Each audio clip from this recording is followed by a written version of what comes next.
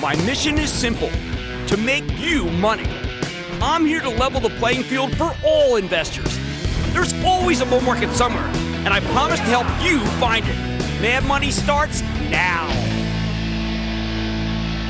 Hey, I'm Cramer. Welcome to Mad Money. Welcome to Cramerica. I'll be able to make friends, just trying to make you a little money. My job is not just to entertain, but to educate, to teach you. So call me at 1-800-743-CNBC. Tweet me at Jim Cramer. Broadening out or big rollover?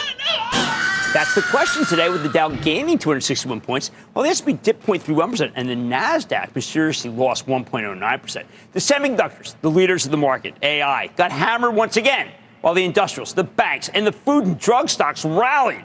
So it's easy to make the case either way. It's entirely possible that tech might be in a short-term peak and other stocks are playing catch-up. But it's also possible that after a good first half, big money is moving from tech to the sidelines, and the other segments are simply enjoying a rare day in the sun. I say buckle up. It's a tough moment for big tech. Hold on. Now, when I looked at the schedule after being away for a week with my two daughters, I said, oh, boy, with this much news and what I thought would be a quiet week, well, you know what we need to do? We need to have a game plan, the one I would have served you on Friday had I been here. Tomorrow morning, Carnival reports. We know the TSA is talking about booming travel, and the cruise lines have bragged endlessly about strong bookings. But so far, the good news has only accrued to Royal Caribbean, with the stock that's up 19% for the year. Meanwhile, Carnival's down more than 11%. We'll play catch-up. At this point, listen, everyone knows the good revenge travel story. Full-up bookings, a dearth of new ships coming online. The bad news? A perception that this is going to be the last good quarter for bookings. Something that I don't really think is possible, but that keeps dogging the stock. After the close, we hear from a company that I really, really like, FedEx. I think you can have a decent quarter, but I worry about any sign whatsoever that business may have slowed. My biggest worry, that the Fed has kept rates high to cool down commerce, and anything that cools down commerce, of course, truly hurts an outfit like FedEx. Still, odds are I think we're going to get better bottom-line results, and that's because of aggressive cost cuts by great management. After the close, this is really interesting. Chipotle's going to bless us with a 50-for-1 stock split. It's first ever. Now, get this. After a more than 14,000% run from its IPO price, double-check that one, you get a stock that trades at just under $3,200. Too high a dollar amount for most people to buy, especially those who work there. My work shows that people tend to sell at least some of the shares from a stock split. We're now seeing that in Nvidia. Could it be the same for Chipotle? It doesn't help that our government isn't spat over Mexican avocado inspections, which threaten to drive up the price of guac or hurt Chipotle's profitability. You know me, I'm not going to deviate from my position. Own Chipotle and don't trade it. For ages, it's been my mantra, and I'm not going back on that, guac or not. Wednesday's huge. It starts with General Mills. All right. Now, this bit of a quandary. The human portion of the business is viewed as vulnerable to the GLP-1 weight loss drugs. The pet part, Blue Buffalo, is on fire. Still, at 12% of the mix, pet food may not be able to move the needle. And if you combine it with the 7% that is yogurt, which apparently is a big winner in the new weight loss world, it may not be enough either. Snacks, cereal, and dough, that's D-O-U-G-H, not like dollar dough. Those are the most important drivers, and they're all viewed as being vulnerable. After the close, Micron reports, and this has been one of the quiet bellwethers of this entire non-AI, but also some AI semiconductor plays, because its calling card is actually high bandwidth memory, which is used all over the food chain of semis. When this stock starts going higher, do you know it doesn't stop after just 9 months of rally? It tends to go on and on. Even though it's doubled since October, I bet Micron's not done going up, although it often pulls back in response to earnings, good or bad. At the same time, I think that a strong Micron number might actually change the Nvidia setup to a more positive view. Levi Strauss reports, too, and what a run this one has had. It's up more than 40% for the year, with CEO Michelle Goss turning the denim revival into an earnings revival. I bet that one's got higher all over it. My Squawk on the Street colleague David Faber often talks about Jefferies Financial's important indicator for the bank group. This sector's been trying to make a stand here, with Bank of America being the standout, believe it or not. I think that Jefferies will deliver a good quarter, but I'm also concerned about the results of the stress test administered by the Federal Reserve. We get the results at 4:30 p.m., and I'm always concerned that one or two big banks will be viewed as vulnerable to an economic downturn. The move in the bank stocks today may steal some of the thunder, even if we get clean bills of health later on. Always a possibility. We'll also hear from AeroVironment, and we've got to find out whether the federal government is finally buying all the drones it can, given how effective they've been in Ukraine. It's been dreadfully slow, with the Pentagon seemingly only interested in big, expensive programs. That's not the AV way to go. I think AV is the better way to go. On Thursday, we convene the CNBC Investing Club monthly meeting, where Jeff Marks and I will take your questions and discuss the Travel Trust positions. We also, of course, this is exclusively for members, but we're also going to initiate a new name, which I think is very important. That means we're going to buy something for the trust on the call. Plus, we can give a second-half look. Now, Thursday morning, there should be some fireworks as Walgreens Boots Alliance reports. The predictions around the street are so grim that you almost have to believe that CEO Tim Wentworth has something up his sleeve that can stem the bleeding. I think he will. I wouldn't bet against him down here, even as I can't figure out how the heck he pulls this one off. Twin threats of stealing and same-day delivery from Amazon. Tough call. But he's a smart guy, and I wait to hear his plan. He's only gotten the job since October of last year, but I know the sense of urgency he must feel. I bet something happens. We get results from McCormick, too, and the street's taking down price targets again because of sluggish growth. I keep thinking that McCormick will get its old premium price earnings multiple back, but analyst forecasts are for flat sales, and that's not going to move the stock anywhere, frankly. Next, we have Treasury auctions all the time these days, don't we, including those that we will have on Tuesday and Wednesday, but the key one will be Thursday, when we see the results of the $44 billion auction of 7-year paper. Now, this could be dicey because that's a huge slug of bonds on top of what's been auction after auction, including a successful 20-year bond deal last week, but that was only for $13 billion. We need to get used to this concept of endless Treasury fundraisings, but getting used to them and seeing how they can hammer us on the stock market are two different things. This one may be an auction too far, by the way, because so much spare money is going into cash, not into a 7-year note.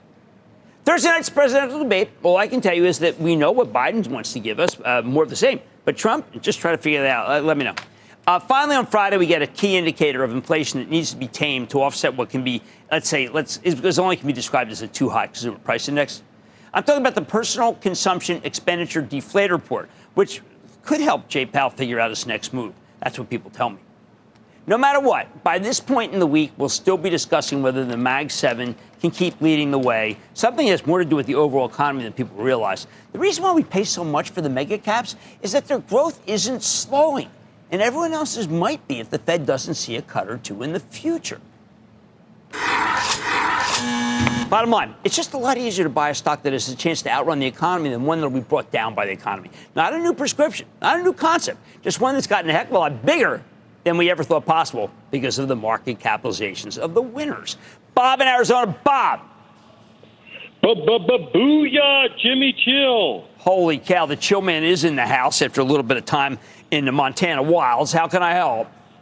I'm a member of the club, and I want to thank you for everything you've done for us home gamers.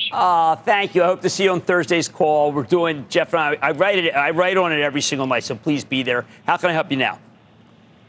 I started a position in a company, and I'm down about 30%.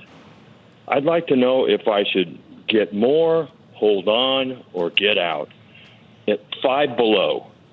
All right, so that last Five Below quarter was terrible. They did say that they were making some progress in making things better, particularly on the shrink, on the stealing. I like to call it stealing because that's what it is. Shrink means that let's come up with another world that doesn't sound like stealing. I think that they're going to solve it. I don't want to buy more because I think this quarter itself may not be that good. I do not want you to abandon ship here for Five Below. That would be a mistake. And their headquarters is at 8th and Market in the old Litz building where my mom sold women's lingerie on the 4th floor. Let's go to Riley in California. Riley. Hey, Jim. Booyah. Booyah. My question today is about Deere. I was curious if you thought this was a good level to open a starting position. You know, this Deere is such a quandary, and I do like AGCO more than Deere here, candidly, but Deere is just a bad forecaster of itself. We did a really interesting, Ben Stoto and I did a really interesting piece about Deere and what could make it bottom and why it trades so crazily as I look at Ben Stoto, because he's down here. I don't know. Anyway, Deere's just too hard, all right? And it's because they make it hard, because they forecast so badly. All right, it's possible that money moving from the tech to the sidelines, and the other segments are simply enjoying a rare day in the sun. It's been a tough moment for tech, hasn't it? But I say hold on. On My Money tonight, it's the tale of two home builders. I'm comparing KP Home and Lennar, and revealing which company is built on a strong foundation or a stronger one. Then, with crypto pulling back from the highs, I'm eyeing the original asset class that's widely regarded as being a great storehold of value, and that's precious metals. Let me go up the charts. And the AI complex may be getting crushed here, or actually definitely getting crushed here. But one company bucking the trend, HPE. I'll reveal how the stock has found its footing in the AI race and made me a believer. Stay with Cramer.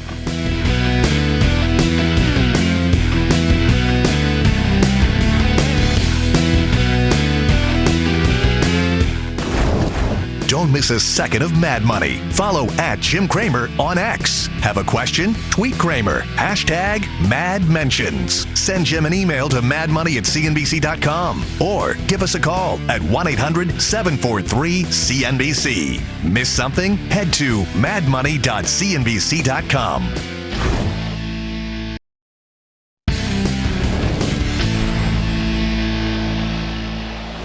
Last week, we heard from two of the nation's largest home builders, Lennar on Monday and KB Home on Tuesday. And they told an interesting story. The home builders are a really fascinating group right now. These stocks started rallying just over 2 years ago, with the SPDR Home Builders ETF more than doubling during that period. And that's not supposed to happen when the Fed's ratcheting up interest rates, making mortgages much more expensive. But this time was different because we got a huge housing shortage going on here. Meanwhile, rates came up so rapidly that existing homeowners won't sell because then they lose their ultra-cheap mortgages from the age of near zero interest rates. That means new homes are often the only game in town. But how long can that last? The home builders started the year strong again because Wall Street initially figured we'd get maybe 6 rate cuts this year. But as it became clear that we might get 1 rate cut, at best, the group stalled out. The Fed's higher for longer stance it's really taken a toll here. Homebuilder sentiment's been worsening, and investors seem unsure about what to do with the stocks. Buy. Don't buy. Which is why we were watching these numbers so closely from Lennar and KB Home. So what happened? Well, Lennar reported on Monday night, and you know what? The market hated it. The stock fell nearly 5% the next day. But when KB Home reported Tuesday night, we saw a very different reaction. Its stock jumped nearly 3% the next trading day. So why did Wall Street hate one and love the other? Let's start with the Lennar quarter. The actual results were good, a clean top and bottom line beat, but there were 2 problems here. First, Chairman and co-CEO Stuart Miller provided a quote with the earnings release where he used a very, very, very, very, very, very bad word. He said purchasers remain responsive to increased sales incentives. Oh boy, incentives. That's not what you want to hear, incentives. That's why Lennar's average sales price of homes delivered was $426,000, down from $449,000 the year before. That's a big decline. Make matters worse, the company gave you a mixed outlook for the current quarter. Lennar's new orders guidance came in a little light, and their expected average sales price for deliveries was a bit below the consensus estimate. Worst of all, management said they'd earn $350 to $365 per share in the quarter when analysts were looking for $396. Wow. Ouch, particularly because this company has been beaten and raising for I don't know how long. Lennar also provided an update on its idea that it's been floating for a while now, the potential spinoff of some of its land assets into a separate entity. They're now planning a $6 to $8 billion land spinoff in order to become a little more asset light, and they said they made substantial progress over the past 90 days in doing so. Not everyone loves this idea of this spinoff because, well, in part because it seems to indicate that maybe Lennar's less bullish on the durability of housing demand, and in part because there's a lot of uncertainty about how this thing would play out. So that's why Lennar sold off. But why did KB Home get so much love? Like Lennar, KB Home gave us a robust top and bottom line beat. Unlike Lennar, KB Home, their average selling price increased. Oh, okay, just slightly, but it still increased 0.7% year over year, coming in slightly better than expected. In terms of KB Home's guidance, the company anticipated housing revenue was just slightly below what the analysts were looking for, but the expected average selling price came in slightly higher than anticipated. So they're doing a much better job of holding the line on pricing, certainly more than Lennar. More important, KB Home provides full-year guidance, and it raises its full-year outlook for housing revenue, average selling price, and home building operating. Boy, that's a triple play. That's exactly what we want. At the same time, it's worth noting that these guys spend a lot less time talking about the need for sales incentives to drive businesses. In the official comments from Chairman and CEO Jeff Metzger, he said, quote, buyers remain resilient in their desire for home ownership despite the volatility in mortgage interest rates, end quote. There were some incentive talk on the conference call. Don't get me wrong, they did have some. But in this case, KB Home was simply lamenting that mortgage rates didn't come down because they've been hoping to remove some interest rate-related incentives. They still have to do that later this year if rates come down, ever. So let's bring this all together. After reviewing the quarterly results of both Lennar and KB Home, I'm actually more sanguine about Lennar's quarter than the market seems to be, although I also like KB Home a great deal. And I've been predisposed to like this group for a long time. Rather than one company doing well and another doing poorly, we're simply seeing two different strategies. Lennar's always been clear about its strategy. It wants steady delivery numbers so that it never gets backed up with too much inventory, which is when a home builder can really get in trouble during a downturn. If Lennar needs to increase incentives to move units, they're happy to do so, because that number one priority is to keep moving units. KB Home, on the other hand, is more interested in holding the line on pricing than it is on growing deliveries. They're much less worried about getting stuck with excess inventory. It's the same dynamic we're seeing everywhere. Do you keep prices high and risk alienating your customers, or cut price and bank on higher volume to make up the difference? The fact that Lennar is seeing big increases in deliveries and an even bigger increase in orders tells me there's demand waiting in the wings if home builders offer people slightly more generous terms, or if, say, mortgage rates came down, which would really be a godsend. That's encouraging because it shows that the most important feature of the housing bull market, the structural imbalance between homes for sale and people who want to buy them, remains generally in place. We still got the housing shortage. That's the wind at our back. There were some other one-off issues that made the Lennar quarter look worse while KB Homes look better. Lennar's land spinoff is somewhat of an overhang until we see the full details of the plan. But for now, I just say that I expect Lennar Stuart Miller can run a home builder better than practically anybody else on earth, and I trust that he'll make the right decisions. Again, what makes me like Lennar here. So even though Lennar went down and KB Home went up after both reported last week, I'm pretty positive on both stories, and the home builders more generally. While this should theoretically be a tough space if rates stay higher for longer, the housing shortage hasn't gone anywhere.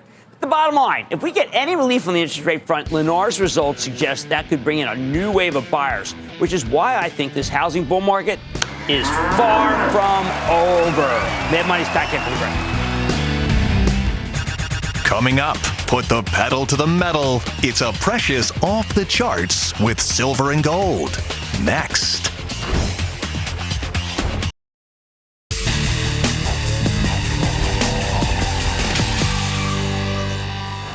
With crypto continuing to pull back hard from its highs, I want to talk about the original asset classes why they're regarded as a great storehold of value. Precious metals. Although tonight, let's call them heavy metals, because that's what they are. And because that was funny. Come on, I'm laughing on the inside right now. And because the action in both gold and silver has felt a little heavy lately, ever since they made their highs about a month ago. But while they're mostly going sideways since then, it's a big change from their phenomenal runs earlier in the year. That's why tonight we're going off the charts with our resident commodities expert, Carly Garner. She's that terrific technician who's the co-founder of DeCarly Trading and author of Higher Probability Commodity Trading. Last year, she nailed both the top in oil and the bottom, too. Who else did that? 3 weeks ago, she told us copper would continue to be weak, and so far she's been very right. So-called super cycle may not pan out. So where does she come down on heavy metals? When it comes to gold and silver, Garner's always told us that owning these commodities can be truly agonizing for buy and hold investors because they can deliver, while they can deliver some steady long-term gains, they also tend to make sudden, often irrational moves practically overnight after long periods of consolidation. On the other hand, active traders often get caught with their pants down because they like to chase momentum, but you tend to get the best opportunities, best buying opportunities, when the precious metals have no momentum whatsoever. Right now, Garner says both gold and silver are at an inflection point. Either their near-term floors of support hold, ultimately heading to substantially higher prices in the not-too-distant future, or they fall through the floor and get hit with a 10% haircut in short order. Although Garner's betting on the former, she thinks the latter is a real possibility, which is why she wants you to proceed with caution. But before we get to the specifics of the precious metals, let's talk about the backdrop. Check out the monthly chart of the dollar index futures, which measures the greenback against a basket of foreign currencies. So far this year, we've had big rallies in gold and silver, and Garner thinks it's very important to note that this has happened without any help from the dollar. When the dollar comes down, then dollar-denominated assets go up in price, assets like gold and silver. But the dollar's been hovering at historically lofty levels, with the dollar index bouncing between 100 and 107 for the better part of 2 years, meaning the metals haven't been getting any kind of currency-related boost. And you can see this. These are moving averages, by the way, but they show you the a kind of a collective view of what's happening. Eventually, though, Garner expects the greenback will come back to earth, and the precious metals, along with every other dollar-denominated commodity, will get a boost. Now, when you look at the Williams percentage R oscillator, now what is that? Come on. That's the important momentum indicator created by friend of the show, Larry Williams. It shows that the dollar index is hovering around overbought territory. That means it's higher end here, okay? It could be due for a pullback. Meanwhile, the relative strength index, the RSI, this is the Williams percentage. See, that's a high. The RSI is another momentum indicator. It's been sluggish. And according to Garner, that points to long-term weakness. So you have this peaking, that's the Williams percentage R, and this being sluggish, and that together adds up to being not a great situation. As Garner sees it, the U.S. dollar's topping out here. Now, that would be big. And it almost looks like the mirror image of the dollar's bottom during the financial crisis. And so you can go all the way back to the financial crisis. You can see when that bottom. If that similar continues, she expects the dollar index to pull back to the 88 to 92 area over the course of months or years. And that would be a huge decline for a major currency. I mean, that would be amazing. And it would give metals pricing a major boost. Remember, decline in the currency, boost in gold, and boost in silver. It almost always happens. By the way, if you believe interest rates are eventually coming down, as I do, then that's another positive for gold and silver. Higher rates make people less likely to park their money in precious metals because you can put in cash and instead get a 5% plus yield. These are all complex concepts, I know, but I'm trying to get you involved with what's really behind the scenes. So how about the charts for gold and silver themselves? Let's start with this monthly pictograph of the action in the silver futures. Garner points out that silver's rally last month ran out of steam at $32, okay, which was an important technical level. However, the failure to break through that ceiling doesn't necessarily mean silver has peaked. It just complicates things. Garner also notes that the monthly relative strength index never reached extreme overbought levels and still points higher. Okay, now this is RSI. No Williams percentage in this one, just spade out RSI. Don't forget all the geopolitical tensions that drove the precious metals rally earlier this year are still with us. That's why Garner believes that silver can ultimately break out to the high 30s, although it might retest its previous breakout near 2570 before that happens. Then again, she also sees a monthly pivot line at 2875. It's been a very strong floor of support for decades, meaning there might not be that much downside here. So 2875, this is that key level, the green line, and so she thinks that could, mostly get is like a 10% correction there. I think that's it. When you zoom in on the daily chart of silver, you get a much more positive picture. Even as it's pulled back from highs over the last month, wow, okay, it can hold there. Garner points out that silver's created an expanding channel with a floor at $28.75, less than $1 below where it's currently trading, and is ceiling at $35.50. That's an odds game I like. Plus, when you look at this chart of the seasonal pattern in silver, the way it tends to trade over the course of the year, you can see that silver prices tend to make a significant low in late June or early July before rebounding. Pretty self-evident, right? How about the monthly chart of gold? In Garner's words, the April and May gold rallies were a bit extra, and now we're digesting these moves. She could see gold pulling back to $2,150, down nearly $200 from here, before it finds its footing. On top of that, there's a divergence in the relative strength index. Once again, we go down here, which suggests that when prices turn south, they can get real ugly. If you're bullish on gold, what Garner's saying is this is the wrong time to push your luck. But at the same time, she ultimately believes it could be headed to 2,600 based on the monthly trend line. So you have permission to buy gold when it dips, and she does say it's going to dip. By the way, when you look at the action in gold from 2006 to 2011, when we went through the financial crisis and the aftermath of massive government stimulus, Garner points out that gold made a big move before the crisis, then two more runs after the crisis, with the third being quite large, but producing exactly the kind of RSI, relative strength index, divergence we're seeing now. In her view, we're now in the third step of what she calls the COVID rally. Like with silver, gold's daily chart paints a much more optimistic picture. Let's see, we're at a level of support. After trading sideways for a month, the RSI, relative strength index, is flatlined, but the Williams percentage R oscillator has pulled back from overbought levels and is now pointed higher. All right, in other words, we're not overextended here, which is really a godsend versus the last chart. If gold futures can hold above trendline support near 2,300, Garner thinks we can sidestep any serious pain for potentially running into some turbulence near 2,380 and then 2,480. On the other hand, if light summer volume allows gold prices to decline to $21.50, she'd recommend buying aggressively. So I guess what we're saying here, to put it all together, is buy anything on weakness. It's not over yet for these, but don't get too excited and don't buy right now. Here's the bottom line. The charts interpreted by Carly Garner suggest you might want to lock in some gains if you've been riding this gold and silver rally all year, but she sees enough potential upside to recommend keeping some of your precious metal bets on the table. You know what? I think that's actually the responsible approach right here, right now. Let's go to Mark in Iowa. Mark. Hi, Jim. First of all, I'd like to thank you for taking on the work and responsibility of the investing club and doing such a great job at it. I hope you're on Thursday's call at noon. I think it's going to be a good one. How can I help you now? Well, gold has pulled back a little from its high in May of around $2,400 an ounce, and I've seen estimates that put it up around $3,000 an ounce by year end. This mining stock was purchased well before the highs in gold prices and the stock's 52-week high of about $19. They've met their first quarter numbers, have a PE of 20 times and an EPS of 82 cents. At today's stock price and what would be a good profit, would it be wise to hold this stock until the prices of gold goes higher, or is it time to ring the register on this gold and copper miner Barrick Gold? Okay, my take is please don't give up on this one right now.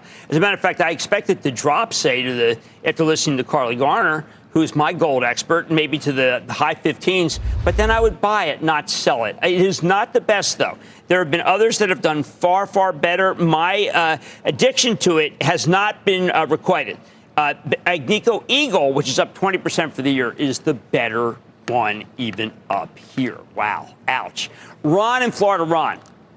Hey, Jim, how you doing? I am doing well, Ron. Great. What's up?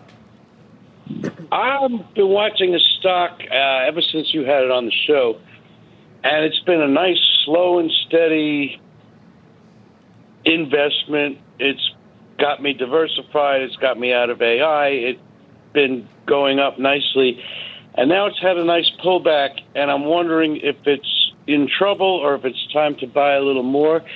The 3-month chart looks really interesting, and that is CRH.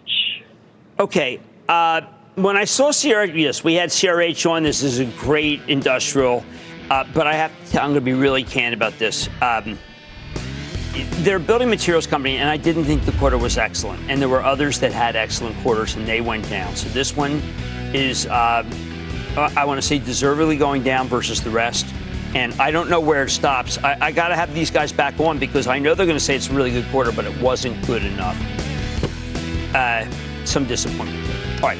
The charts as interpreted by Carly Garner suggest that you might want to lock in some gains if you've been riding this gold and silver rally. I think that's responsible.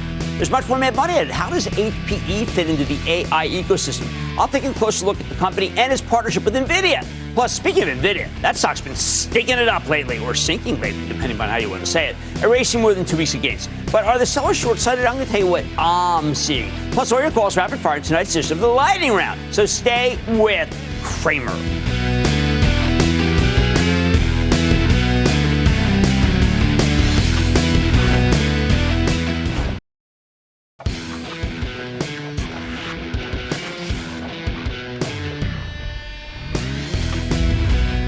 Over the past few days, some of the hottest AI hardware plays have pulled back significantly. Sell. Think Nvidia, Dell, Supermicro, among others. But you know what's holding up surprisingly well? HP Enterprise, the maker of servers, storage, and networking equipment that was created when the old Hewlett-Packard broke itself up nearly 9 years ago now. This one's interesting. HP Enterprise is holding up right now because I think it was late to get in the AI game to begin with. So its stock hasn't gotten overextended like the others. In fact, it was stuck in the mid-teens from late 2016 through earlier this year. Even as people woke up to the power of artificial intelligence last year, HPE didn't get any love, despite the fact that everybody fell in love with their prime competitor in the server market, Dell, including yours truly. Didn't help that their core business wasn't doing too hot, with management hitting us with underwhelming guidance at an analyst day last October. The beginning of 2024, pretty rocky too. Wall Street didn't like it when HPE, Hewlett-Packard and HP Enterprise, revealed its acquisition of Juniper Networks for approximately $14 billion in cash. Nobody wanted to hear about a networking equipment company. They wanted to hear about AI servers. HPE tried to frame the Juniper deal as a way to get more AI exposure, but hardly anyone bought that. Then the company reported another ugly quarter with disappointing guidance at the end of February. One that was universally panned, again, including by me. Yet the stock actually caught fire in response to the quarter, vaulting from $15 to $20 and change in about a week before retreating to high teens. When a stock rallies on bad news, as I always say in the investing club, that's when you know that the bottom's arrived. Still, even as HP Enterprise kept trying to pivot to AI, even making an announcement with Nvidia about how they were working together on hardware and software for generative AI development and deployment, it didn't seem to help. After all, Nvidia made dozens of these announcements during its big GTC event. Press release, press release, press release. Back then, I spoke to a lot of people about, I came out here and I said, you got to get right with Jensen. Getting right with Jensen means tech companies need to have good relationships with Nvidia to thrive in this environment. And at the time, Dell was broadly seen as more prepared than HP Enterprise. I didn't think HP was actually getting it right enough with Jensen. Certainly didn't think that they'd be able to take on Dell. But after the past month and a half, HP has changed the narrative, allowing its stock to climb from $16 in early May to an all-time high of $22 and change just last week, and around $20 now. The first sign. Well, analysts at Evercore ISI put the stock on what they call the tactical outperform list ahead of the company's early June earnings report because they thought HP was getting, what to say, they weren't getting enough credit for the nascent AI biz and maybe being too criticized for the Juniper buy. But the real turn came when the company reported on June 4th after the close. This time, the results were simply much better than expected. HP posted a substantial top and bottom line beat while also giving solid guidance for the current quarter and raised its full-year forecast. Most importantly, HP Enterprise, they finally got it. AI messaging right, okay? With CEO Antonio Neri devoting most of his prepared remarks on the conference call to the topic. He noted that AI systems revenue more than doubled quarter over quarter, to over $900 million. That was astonishing. And that was in part because of improved GPU availability. Sounds like they got it right with Jensen. The GPUs are from Nvidia. In fact, Nvidia was mentioned 10 times on that call. HP also noted that Microsoft's extending its Azure AI platform to their infrastructure in order to gain more capacity to serve its customers. Very bullish, and that includes OpenAI, which, you know, Microsoft has a stake in. And if their hardware is good enough for OpenAI, well, it's good enough for everybody, isn't it? Neri also indicated that the strength in AI bookings would continue in the second half of the year, finally explaining in depth why his company should be considered a winner here. See, HP Enterprise is the leader in what's known as liquid-cooled systems, which are increasingly necessary for the most advanced AI and accelerated computing hardware, like NVIDIA's Blackwell platform, which runs very hot. Neri even noted that NVIDIA's Jensen Huang would be joining him later in June at the HPE Discover Las Vegas user conference. So, at long last, Wall Street got what it wanted from HPE in terms of not only sales and bookings for AI products, but also a clear message about why the company could win in this space. In response, the stock jumped more than 10% the next day. And for anyone who missed these AI developments, HP Enterprise hammered the message home last week at their annual user conference in Vegas. They announced, and I'm quoting, NVIDIA AI Computing by HPE, end quote, a portfolio of co-developed AI solutions and combined sales efforts that will help enterprise customers handle the adoption of generative AI. That includes HPE Private Cloud AI, described as a first-of-its-kind solution that provides the deepest integration to date of NVIDIA AI computing, networking, and software with HPE's AI storage, compute, and the HPE GreenLake Cloud, end quote. GreenLake is their infrastructure as a service cloud offering, and now it'll be even more competitive. As promised, and perhaps most important, Jensen Huang was there for Neri's keynote presentation in front of a packed audience of customers and partners at the new Sphere Arena. Jensen referred to the expanded NVIDIA HPE collaboration as, and here I'm quoting, a massive partnership and a very big deal. He sounded pretty excited about how HPE's sales apparatus could get AI technology into the hands of even more enterprise customers. Here's how he put it, quote, this giant go-to market, this network and ecosystem of partners and service providers, because of this, it makes it possible for the first time to bring generative AI to every single company in the world, end quote. What an endorsement. So I think it's fair to say that HP Enterprise has caught up in AI, especially with its liquid-cooled servers that seem to be crucial in order to run the most advanced AI chips. NVIDIA is clearly excited to work with them, too, and they're excited about the business. I'm excited about the stock, all right? I bring this up right now because the whole AI complex, we know, is just getting crushed, okay? I mean, I'm not a fool. Right? And it's getting crushed in large part because practically everything in the space has run up dramatically. Well, hold it, not everything. HP Enterprise. That hasn't. Even after jumping from the mid-teens last month to $20 now, this stock trades at less than 10 times its earnings for the 2025 fiscal year. That's 10 times. Bottom line, because HP Enterprise was so late to fully develop its AI strategy and effectively communicate that strategy to investors, this stock's not nearly as overbought as the others. It's not in free fall. It could go higher, and that's why I think it could keep going and rallying, even as the hottest names in the space, and you know what they are taking, I think, a much-deserved breather. Mad Money's back after the break. Coming up, pop open those umbrellas and tee up your toughest questions. Cramer takes on all comers in the lightning round. Next.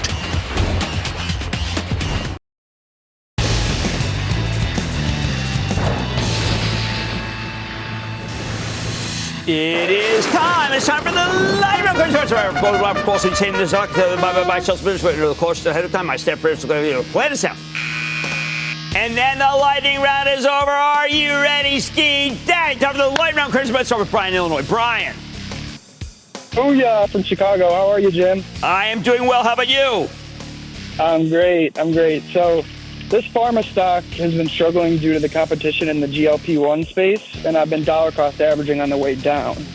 So how do you feel about Viking Therapeutics right now? And do they have a chance look, here? I'm a Lilly guy. You know that Lilly's a huge position for Travel Trust. I'm not going to deviate for some young company that actually needs to buy a bid from Pfizer, I would say. To go up against Lilly is very, very hard. Look at how much money that Novo Nordisk has to spend just to build a new factory. Let's go to Barry, Wisconsin. Barry.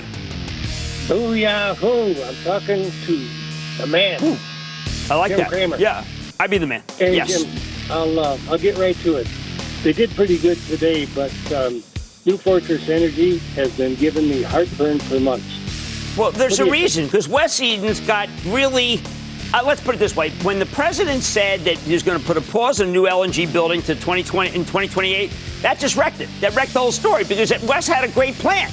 And if somehow the president were to change his mind, Wes's stock goes all the way back. So I don't want to leave Wes here. He's too great. He can come on the show anytime he wants. John in Michigan. John. Hey, it's an honor, Mr. Cramer. How you doing today? I'm doing fine. How about you? Just back from vacation, doing well. How about you, John? All right. Hey, that jacket fits you. Well, there you go. Thank you very much. I think I'll wear it on the set tomorrow. All right, what's going on? I'm a first-time caller and lifetime listener, and I had a question about a stock that IPO'd a while back. Sure. It's Kava, and I was wondering if I got out too early. All right, so Kava makes me feel like, and we talk about Chipotle and how much money Chipotle's made for people. Kava feels like it has the possibility of being a Chipotle. So even though I know it just had a big spike, I would not abandon it. I would just look to buy more if it came down. Let's go to Tom in New York. Tom. Hey, Jim, welcome back. Oh, thank you, Tom. I appreciate that. Thank you. Okay. Jim, and I want you to please thank Zev personally for me for answering my question in the mailbag about IPO research. No, nothing like Zev. Zev and I were working on some stuff today about uncertainty with oil in northern Israel. Let's go to work. Okay, Jim, the IPO research leads me to my question about Rubrik, RBRK. Look, it's a good company, but the problem is again, this market hates enterprise software. Enterprise software had the run of the joint from 2010 to 2023. And these prices, no one seems to be interested. It'll be interesting to see how Salesforce does later in the week. I think that Salesforce is doing well, but nobody cares. Let's go to Chris in Florida. Chris. Hey, Jim. We talked a few weeks ago. I offered to co-host. The offer is still open. You just let me know when. Let me check with the other co-hosts I've got over here to see how they're thinking. Okay. I mentioned my background in logistics, Jim, almost 2 decades. And yesterday we had a huge announcement with RXO purchasing Coyote Logistics for over $1 million. Sent the stock surging. I'm wondering, should they have been looking at the stock and the company we talked about, FWRD, Forward Air, been around since The answer is yes. The answer is yes. I think you got to beat on things. There's great consolidation happening in this industry. By the way, I have to tell you, I thought RXO got a great buy there. I sometimes there's winners, sometimes there's losers. Let's leave it at that because people like both sides. But I think that RXO got the better deal. Let's go to Edward in New York. Edward. Yes, Jim. How are you doing? Thanks for taking I'm doing my fine. call. Sure. Jim, a few days ago, you reviewed the major pharmaceutical stocks. But you left one out, one of my largest holdings, Bristol Myers Squibb. Well, Bristol Myers has a good dividend, and it's going to take a long time for it to be able to come to fruition, all the things that they want to do. So I think it is bottoming. I spoke with Matt Horween, who's my chart and a forensic accounting guy. We both feel like it's bottoming, as we do J&J. But that doesn't necessarily make us all that excited. And that, ladies and gentlemen, the conclusion of the Lightning Round. The Lightning Round is sponsored by Charles Schwab. Coming up, a rare day in the red for this AI darling, a dip worth buying, or a blip worth watching? Stick with Cramer.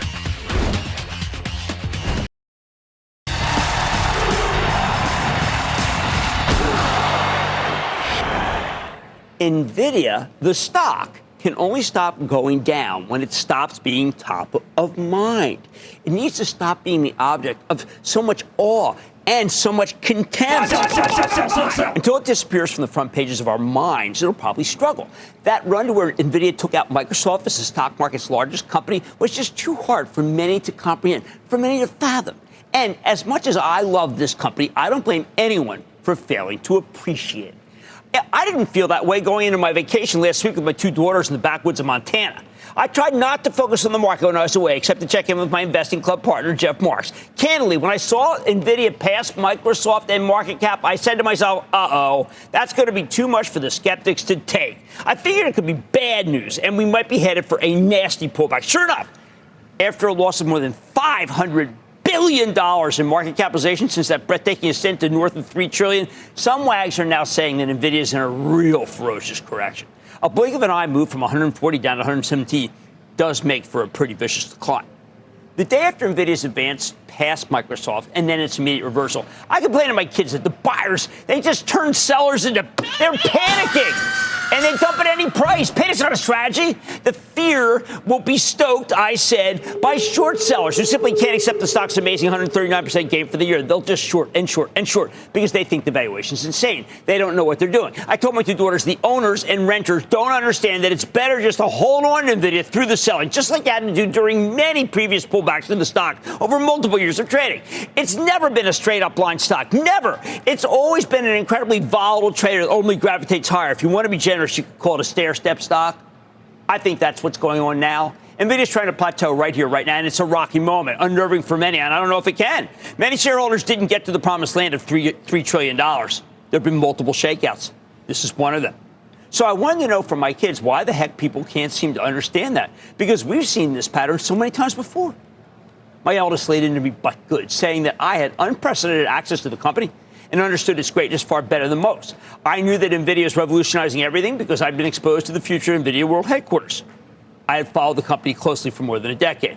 I knew that Jensen Huang is the brightest light in tech, and the chips he's making will be the most important part of the new AI revolution, which is an industrial revolution. But they, meaning the sellers, just know that Nvidia is shorthand for, quote, a stock that goes up, end quote, and now that it's going down, well, then it's time to say goodbye. And you know what? My daughters are right. They're wise to my ways. They wouldn't have bought me that terrific leather jacket, the one my youngest divined to be Jensen's finest for Father's Day, if I weren't a true believer. I've just seen too many of these sell-offs to believe that they're anything other than par for the course. The selling will run out of steam, usually just at the moment of maximum despair, something we aren't yet anywhere near to if you listen to the rhetoric. We're still in the miserable comparisons to the year 2000 when tech went too high, touched the sun, and then plummeted back to earth.